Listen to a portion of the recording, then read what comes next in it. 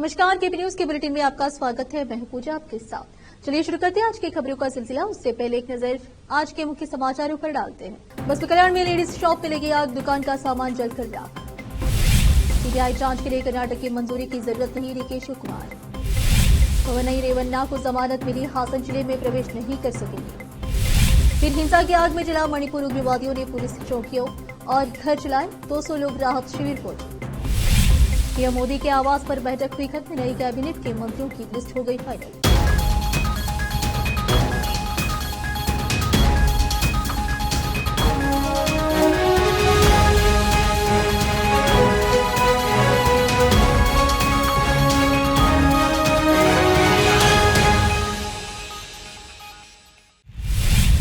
समाचारों का सिलसिला शुरू करते हुए देखते हैं समाचार विस्तार से। बसपा कल्याण के टूरिस्ट लाउंज के पिछले हिस्से में जो शांति निकेतन स्कूल जाने वाले मेन रोड पर एक लेडीज शॉप था। बताया जा रहा है कि इस शॉप में लेडीज का सब सामान मिलता था। अचानक रात 11:30 पर शॉप में आग लग गई। फायर ब्रिगेड की टीम को पता चलते ही मौके पर पहुंचकर आग को काबू में पा लिया गया। बताया जा रहा है कि दुकान में 20 लाख के करीब का माल था जो जलकर राख हो गया। बसपा कल्याण से समीर की रिपोर्ट।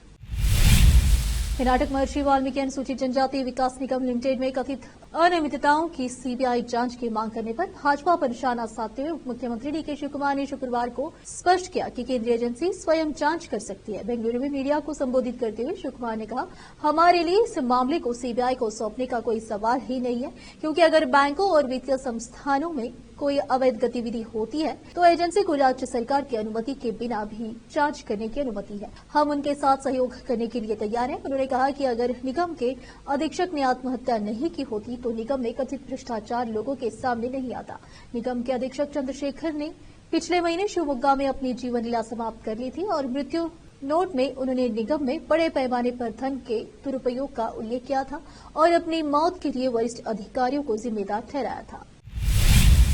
अपहरण के एक मामले में जेडीएस नेता प्रज्वल रेवन्ना की मां भवानी रेवन्ना के खिलाफ जारी गैर जमानती वारंट एनबीडब्ल्यू को स्थगित रखते हुए कर्नाटक उच्च न्यायालय ने शुक्रवार को उन्हें अग्रिम जमानत दे दी और उन्हें उसी दिन दोपहर 1 बजे तक एसआईटी के समक्ष पेश होने का निर्देश दिया। सुबह 11 बजे के करीब कोर्ट द्वारा आदेश जारी किए जाने के बाद भवानी अपने वकील अरुण के साथ दोपहर 12:40 पर एसआईटी कार्यालय पहुंची। मीडिया से बचने के लिए उन्होंने कथित तौर पर अपनी एसयूवी से एसआईटी कार्यालय से कुछ किलोमीटर दूर एक हैचबैक में गाड़ी ले ली। 4 घंटे की पूछताछ के बाद वह शाम 5:10 पर कार्यालय से बाहर निकली। इससे पहले हाईकोर्ट ने भवानी को मैसूर जिले के केआर नगर तालुका और हासन जिले में प्रवेश न करने का निर्देश दिया था।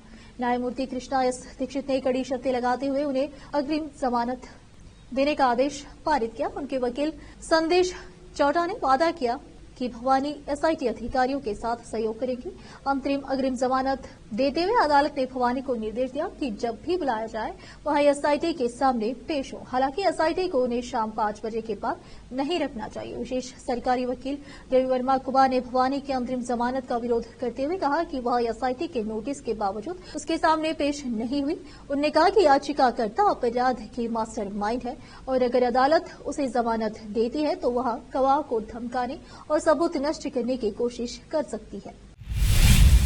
रुकते समाचारों का सिलसिला एक ब्रेक के लिए, जल्द लौटते ब्रेक के बाद। हिंदुस्तान के हर कोने में हम हैं मौजूद। 24 घंटे हालात पर गहरी नजर, खबरों से जुड़े चुपते सवालात और आपको दिखाता है धार्मिक, सामाजिक, राजनीतिक, लोकल और इंटरनेशनल न्यूज की सबसे बेहतर कवरेज जो आपको रखती है हर पल बाखबर। देश और दुनिया भर की खबर के लिए देखते रहें केपी न्यूज 24/7। देखते रहें केपी न्यूज 24/7।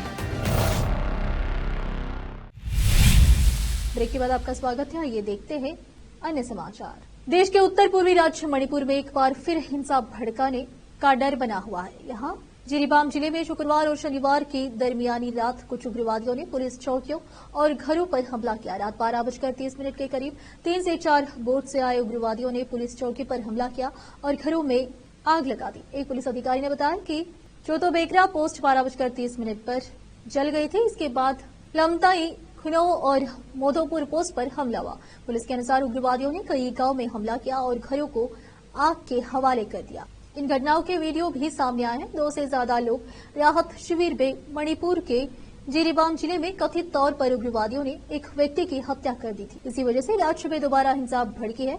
मेइती समुदाय के 200 से अधिक लोगों को नए राहत शिविरों में भेजा गया है। संदिग्ध उग्रवादियों ने जिरीबाम जिले के बाहरी गांव लामताई, खुनौ, दिबोंग खुनौ, नूनखाल और बेगरा में कई घरों को जला दिया था। इन गांवों के लोग जीरी खेल परिसर में बनाए गए राहत शिविर में रह रहे थे। लोकसभा चुनाव का रिजल्ट घोषित होने के बाद अब नई सरकार बनाने का प्रक्रिया शुरू हो चुकी है। बहुमत का आंकड़ा पाने वाली एनडीए गठबंधन सरकार बनाने जा रहा है और नरेंद्र मोदी तीसरी बार पीएम पद की शपथ लेंगे। शपथ समारोह रविवार को शाम 7:15 पर राष्ट्रपति भवन में होगा। इससे पहले पीएम मोदी के साथ नई कैबिनेट के लिए किस पार्टी से कौन सा सांसद मंत्री पद की शपथ लेगा, इसे लेकर बैठकों का दौर जारी है। पीएम मोदी के आवास पर हो रही बैठक अब खत्म हो चुकी है। इसके साथ ही जेडीयू नेता भी बैठक कर रहे हैं, जिसमें किसे मंत्री बनाया जाएगा इस पर मंथन हो रहा है। शिवसेना शिंदे गुट के नेता, प्रवक्ता और नवनिर्वाचित सांसद नरेश मास्के ने कहा, शिवसेना को जो भी मंत्री पद मिले, लेकिन श्रीकांत शिंदे को मंत्री बनाना चाहिए, यह मेरी मांग है। बिहार के सीतामढ़ी से जेडीयू सांसद देवेश चंद्र ठाकुर ने कहा, एक ठाकुर नाम के मंत्री बनने की चर्चा तो है, लेकिन मुझे लगता है वो ठाकुर मैं नहीं हूं। उम्मीद है जेडीयू का सब कुछ बेहतर होगा। जेडीयू से राज्यसभा सांसद रामनाथ ठाकुर ने नीतीश कुमार से की मुलाकात। ललन सिंह ने दूसरी बार की मुलाकात। सूत्रों के अनुसार दोनों मोदी कैबिनेट में मंत्री बन सकते हैं। सीएम शिंदे ने ऑफ कैमरा कहा है कि मंत्रिमंडल में किसे स्थान देना है, इसका फैसला मेरिट के आधार पर होगा। लोकसभा चुनाव समाप्त होने के बाद अब सरकार बनाने की कवायद तेज हो गई है। एक तरफ जहां नरेंद्र मोदी को एनडीए दल का नेता चुना गया है, तो वहीं अब उनके मंत्रालय में शामिल होने वाले नामों को लेकर अटकलें तेज हो गई है। इस बीच एचएएम सेकुलर के प्रमुख जीतन राम मांझी ने भी मंत्रिमंडल में शामिल होने वाले चेहरों को लेकर अपनी प्रतिक्रिया दी है। दरअसल जीतन राम मांझी से जब मोदी मंत्रिमंडल के बारे में सवाल किया गया तो उन्होंने साफ तौर पर ये कह दिया है कि कौन शपथ ले रहा है, मुझे इससे कोई मतलब नहीं है। बता दें कि कल यानी रविवार को नरेंद्र मोदी अपने तीसरे कार्यकाल के लिए प्रधानमंत्री पद की शपथ लेंगे। इसको लेकर सारी तैयारियां जोरों शोरों से चल रही है। पीएम मोदी की शपथ लेने के साथ साथ उनके मंत्रिमंडल को लेकर भी तमाम कयास लगाए जा रहे हैं। इस बीच एचएएम सेकुलर के सांसद जीतन राम मांझी ने कहा कि कल प्रधानमंत्री और मंत्रिपरिषद का शपथ है। कितने मंत्री और किनको शपथ लेना है उससे मुझे कोई मतलब नहीं है। उन्होंने कहा कि जवाहरलाल नेहरू ने भी 3 बार पीएम पद की शपथ ली थी। उसके 62 साल बाद ये प्रक्रिया दोहराई जा रही है। फिर से रुकते समाचारों का सिलसिला एक ब्रेक के लिए, जल्द लौटते हैं ब्रेक के बाद। हिंदुस्तान के हर कोने में हम हैं मौजूद। 24 घंटे हालात पर गहरी नजर, खबरों से जुड़े चुपते सवालात और आपको दिखाता है धार्मिक, सामाजिक, राजनीतिक, लोकल और इंटरनेशनल न्यूज की सबसे बेहतर कवरेज, जो आपको रखती है हर पल बाखबर। देश और दुनिया भर की खबर के लिए देखते रहें केपी न्यूज 24/7। ब्रेक के बाद आपका स्वागत है। ये देखते हैं देश के अन्य समाचार। 84 डूंगरपुर धम्बोला थाना क्षेत्र के मेरोप गांव में एक सेकेंड ईयर की स्टूडेंट ने फांसी का फंदा लगाकर सुसाइड कर लिया। पिता उसे खाना देने गए तो बेटे को फंदे पर लटका देखकर होश उड़ गए। वहीं युवक के सुसाइड के कारणों को लेकर अब तक पता नहीं चल सका है।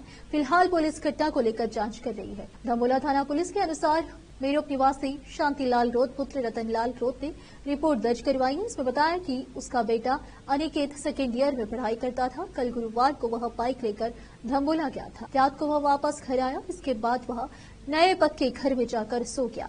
रात करीब 1:30 बजे पिता शांतिलाल उठे, बेटे को खाने के लिए दी दाल और रोटी भी नहीं खाई थी। दरवाजे से आवाज लगाने पर भी कमरे से कोई आवाज नहीं आई। इस पर पिता ने पीछे की खिड़की से जाकर देखा तो बेटा अनिकेत पंखे से रस्सी का फंदा लगाकर लटका हुआ था। इससे बेटे अनिकेत की मौत हो गई थी। इससे पिता के होश उड़ गए। घटना के बाद गांव के लोग इकट्ठे हो गए। सूचना पर थम्बोला थाना पुलिस मौके पर पहुंची, शव को फंदे से नीचे उतारा। इसके बाद शव का पोस्टमार्टम करवाकर शव परिजनों को सुपुर्द कर दिया है। फिलहाल पुलिस घटना को लेकर जांच कर रही है। सादिक अली की रिपोर्ट। दिल्ली के नरेला में एक मूंग दाल बनाने वाली फैक्ट्री में आग लगने के कारण 3 लोगों की मौत हो गई। इस हादसे में 6 लोग घायल हुए हैं, जिनका इलाज किया जा रहा है। घटना शनिवार तड़के 3:35 की है। फोन पर फैक्ट्री में आग की जानकारी दी गई, जिसमें 9 लोग फंसे हुए थे। आग के कारण फैक्ट्री में ब्लास्ट हुआ, जिससे 3 लोगों की मौत हो गई और अन्य घायल हुए। पुलिस को सुबह फोन पर आग की सूचना दी गई थी, जिसमें कहा गया है कि फैक्ट्री में आग है, फंसे होने की जानकारी नहीं है। फोन पर जानकारी मिलने के बाद अधिकारी मौके पर पहुंचे तो नरेला इंडस्ट्रियल एरिया की फैक्ट्री संख्या H1249 आग की चपेटे में थी। श्याम कृपा फूड्स प्राइवेट लिमिटेड नाम की यह फैक्ट्री मूंग दाल बनाने का काम करती थी। आग पर काबू पाए जाने के बाद फैक्ट्री के अंदर से 9 लोगों को बाहर निकाला गया और सत्यवादी राज हरिश्चंद्र अस्पताल ले जाया गया। यहाँ डॉक्टरों ने 3 लोगों को मृत घोषित कर दिया। वहीं अन्य 6 लोगों का इलाज जारी है। जिस फैक्ट्री में हादसा हुआ है वह अंकित गुप्ता और विनय गुप्ता के नाम पर दर्ज है। दोनों रोहिणी में रहते हैं। शुरुआती जांच में पाया गया है कि फैक्ट्री में सादी मूंग को गैस बर्नर पर भूनने का काम चल रहा था। इस बीच एक पाइप से गैस लीक होने लगी। इस वजह से फैक्ट्री में आग लग गई। आग लगने के कारण कंप्रेसर ज्यादा गर्म हुआ और फैक्ट्री में ब्लास्ट हो गया। इस मामले में पुलिस ने संबंधित धाराओं पर केस दर्ज कर लिया है और आगे की जांच की जा रही है। आग पर पूरी तरह से काबू पा लिया गया है। गनीमत रही कि आग पास की इमारतों में नहीं फैली। ऐसा होने पर बहुत बड़ा हादसा हो सकता था। उत्तर प्रदेश के मुरादाबाद में समाजवादी पार्टी के पूर्व जिला अध्यक्ष टीपी यादव ने खुद को गोली मारकर आत्महत्या कर ली। टीपी यादव पुराने सिपाही थे। हाल ही में लोकसभा चुनाव के दौरान उन्हें जिलाध्यक्ष पद से हटाया गया था। टीपी यादव ने मझोला थाना क्षेत्र में अपने बुद्धि विहार स्थित आवास पर सुसाइड किया है। टीपी यादव ने थाना मझोले क्षेत्र के बुद्धि विहार कॉलोनी में अपने आवास के ग्राउंड फ्लोर पर बने कमरे में आत्महत्या कर ली। मुरादाबाद समाजवादी पार्टी के पूर्व जिलाध्यक्ष टीपी यादव का संदिग्ध परिस्थितियों में उनके आवास के ग्राउंड फ्लोर के कमरे में शव मिलने से हड़कंप मच गया। सूचना पर फॉरेंसिक टीम के साथ पुलिस के आला अधिकारी पहुंच गए हैं। पहली मंजिल पर ही परिवार रहता है। जैसे ही परिवार को टीपी यादव की आत्महत्या की खबर मिली, परिवार में कोहराम मचा। सूचना मिलते ही पुलिस के आला अधिकारी फॉरेंसिक टीम के सपा जिलाध्यक्ष के आवास पर पहुंच गए। लोगों की भारी भीड़ भी जुटनी शुरू हो गई। फिलहाल पुलिस ने परिवार के अलावा किसी को भी अंदर जाने पर रोक लगाई है। फॉरेंसिक टीम साक्ष्य जुटा रही है। पुलिस पूछताछ कर रही है। घर व आसपास के लगे सीसीटीवी की फुटेज भी एकत्र की जाएगी। अब यह आशंका जताई जा रही है कि गोली मारकर आत्महत्या की गई है। संयुक्त राष्ट्र ने इजराइल और हमास को काली सूची में डालने का फैसला किया है।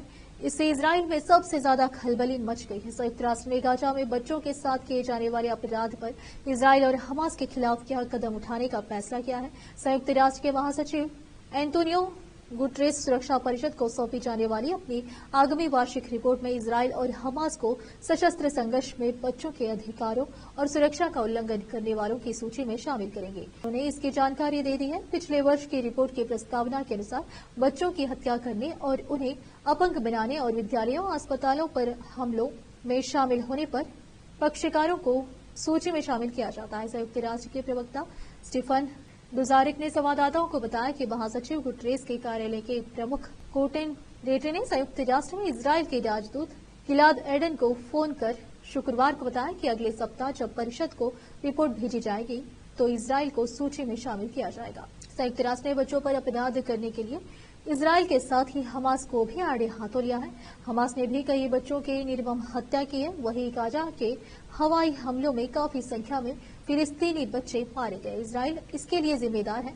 लिहाजा इजराइल के साथ हमास और फिलिस्तीनी इस्लामिक जिहाद को भी सूचीबद्ध किया जा रहा है। यूएन के इस फैसले के खिलाफ इजराइल ने नाराजगी जताते हुए समाचार संगठनों को एक वीडियो भेजा, जिसमें एडन कथित तौर पर रेटरे से बात करते हुए उन्हें डांटते दिख रहे हैं। फिर से एक नजर मुख्य समाचारों पर। बसपा कल्याण में लेडीज शॉप में लगी आग, दुकान का सामान जलकर राख। सीबीआई जांच के लिए कर्नाटक की मंजूरी की जरूरत नहीं, डीके शिव कुमार। पवनई रेवन्ना को जमानत मिली, हासन जिले में प्रवेश नहीं कर सकेंगे। फिर हिंसा की आग में जला मणिपुर, उग्रवादियों ने पुलिस चौकियों और घर चलाए, 200 लोग राहत शिविर पहुंचे। पीएम मोदी के आवास पर बैठक हुई खत्म, नई कैबिनेट के मंत्रियों की लिस्ट हो गई फाइनल।